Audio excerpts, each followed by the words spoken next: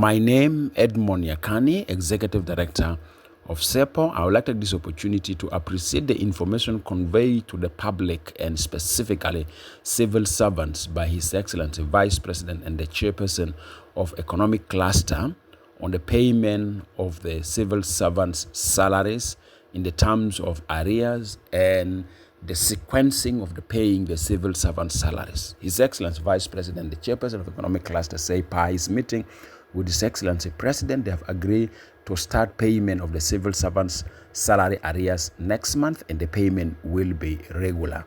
As an activist, I would like to urge His Excellency Vice President, the Chairperson of Economic Cluster, that there's a need to really improve the regular payment of civil servants' salaries. Civil servants are suffering with this pressing economic situation, and we have seen members of our law enforcement agencies in terms of security institutions have resort to an alternative source of income, and mainly they resort to the business of charcoal burning, and we have seen how much that is impacting negatively on our environment, on our forestry, and we are aware of the risk of potential climate change in South Sudan if members of law enforcement agencies and other civil servants are now using charcoal as a source of an alternative income for meeting their livelihood. So there's a necessity really to improve the government performance with regard to payment of civil servant salaries and the clearance of the salary arrears. And I hope that the salary arrears should be cleared in one paid off payment, so that at least now we talk of a new salary structures. But also I'd like to bring to your attention, Your Excellency Vice President and the Chairperson of Economic Cluster, as an activist, I've been traveling across the country in the states. It is clearly that most of the government payment roles is holding huge ghost names.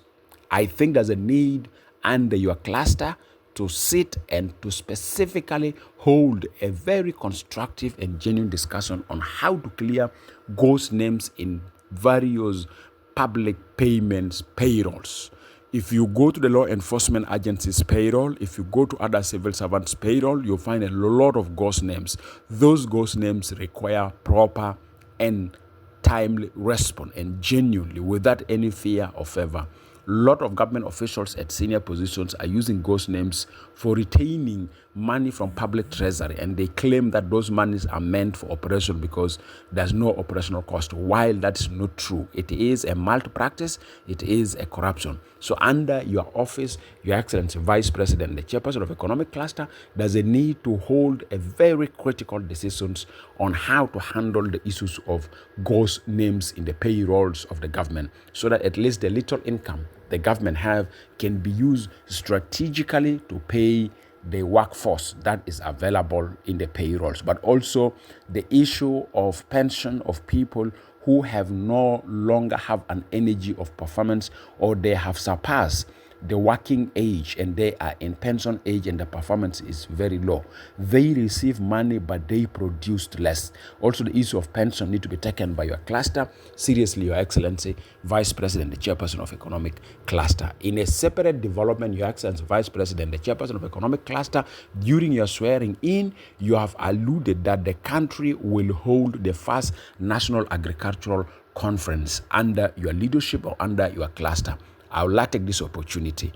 That time is now for you to collaborate with the Honorable Minister of Agriculture and Food Security, and as civil society, we are ready to work all together before the rollout of the new agricultural season. There's a need for the country to hold an agricultural conference where we have the actual farmers to participate in the conference, and we should bring also our academia in the agricultural sector to provide guidance so that we define exactly what are the agricultural priorities that are needed to improve food production that will lead to improvement of food security in the country, because we are aware that our country is facing huge food insecurity, and we have seen the moves in the global community where the humanitarian society or the community is going to be affected by foreign aid that it's supposed to help them act alternatively as actors to provide our citizens with food or responding to the food insecurity.